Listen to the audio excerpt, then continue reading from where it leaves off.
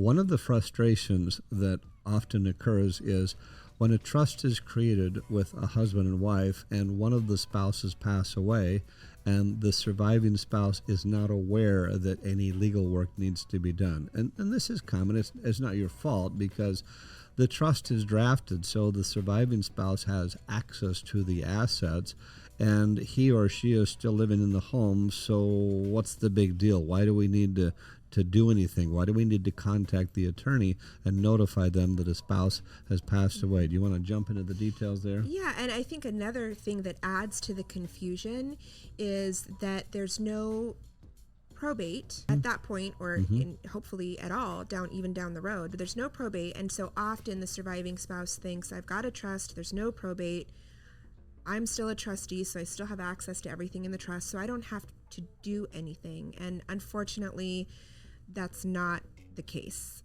Why? Because the county recorder still has an inaccurate record because they have both spouses on the deed as trustees of the trust. But when one spouse passes away, that person obviously can no longer be a trustee. And the county recorder doesn't automatically fix that. In other words, they're not going to learn of the death somehow and go over to your deed and erase the name of the deceased person.